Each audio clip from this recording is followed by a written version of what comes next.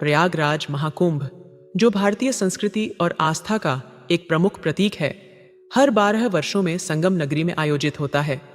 यहाँ गंगा, यमुना और अदृश्य सरस्वती का संगम स्थल है, जो करोड़ों श्रद्धालुओं को अपनी ओर आकर्षित करता है। 2025 के महाकुंभ में एक अनोखी और चमत्कारिक घटना देखने को मिली, जब सैकड़ों बंदरों का झुंड वहां पहुंचा और श्रद्धालुओं के आकर्षण का केंद्र बन गया।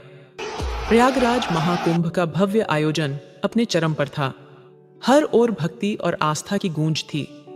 गंगा, यमुना और सरस्वती के संगम पर लाखों श्रद्धालु स्नान कर रहे थे।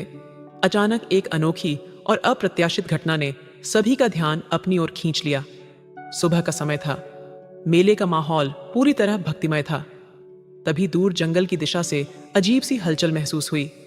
पहले तो किसी ने ध्यान नहीं दिया, लेकिन जैसे जैसे आवाजें तेज होती गईं, लोगों में उत्सुकता बढ़ने लगी। क्या यह कोई जुलूस है? किसी एक व्यक्ति ने पूछा। नहीं, ऐसा लगता है जैसे कोई बड़ा समूह हमारी ओर बढ़ रहा है, एक अन्य व्यक्ति ने कहा। धीरे धीरे लोगों की निगाहें जंगल की ओर टिक गईं। धूल का फुहार उठ रहा था और पेड़ों के झुंड में कुछ तेजी से हरकत कर रहा था। और फिर अचानक सैकड़ों बंदरों का एक विशाल झुंड जंगल से निकलकर मेले की ओर बढ़ता हुआ दिखाई दिया। यह दृश्य देखकर लोग अचंभित रह गए। बंदर तेजी से चल रहे थे, लेकिन उनके कदमों में एक अजीब सा अनुशासन था। वे किसी को नुकसान पहुंचाए बिना संगम तट की ओर बढ़ते गए। लोग सहम गए। क्या ये हमला करने आए हैं? कुछ लोगों ने घबराते हुए पूछा, लेकिन बंदर शांत थे। वे बिना शोर शराबे के संगम के पास जाकर रुक गए। श्रद्धालु डर और जिज्ञासा के बीच खड़े होकर यह दृश्य देख रहे थे। बंदर पानी के पास बैठ गए। कुछ ने गंगा के पानी को छुआ, जैसे वे भी स्नान कर रहे हों। कुछ बंदर ऊंचे पेड़ों पर चढ़ गए और मेला देखना शुरू कर दिया। यह व्यवहार रहस्यमयी था।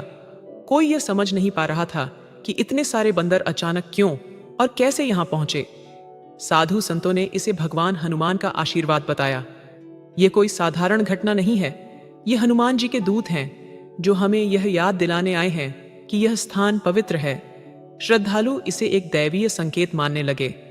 कुछ ने बंदरों को प्रसाद अर्पित किया, तो कुछ ने इसे महाकुंभ के सफल आयोजन का प्रतीक माना। बंदरों का यह झुंड कुछ घंटों तक मेले में रहा। उन्होंने किसी को कोई नुकसान नहीं पहुंचाया। जैसे ही वे आए थे, वैसे ही अचानक जंगल की ओर वापस लौट गए। लोग यह सोचते रह गए कि यह घटना महज एक संयोग थी या ईश्वर का कोई संकेत। लेकिन इस घटना ने प्रयागराज महाकुंभ के इस अध्याय को हमेशा के लिए यादगार बना दिया। इस रहस्यमयी घटना ने न केवल महाकुंभ में रोमांच और सस्पेंस पैदा किया, बल्कि यह भी दिखाया कि आस्था और प्रकृति का संबंध कितना गहरा और अनोखा हो सकता है। प्रिय भक्तों, वीडियो पसंद आया हो तो कृपया वीडियो को लाइक एवं हमारे चैनल को सब्सक्राइब जरूर कर लीजिए, ताकि इसी तरह के ज्ञानवर्धक वीडियो आपको देखने को मिलते रहे। चलिए चलते हैं, अगले वीडियो में फिर मिलेंगे। तब तक के लिए जय श्री कृष्णा।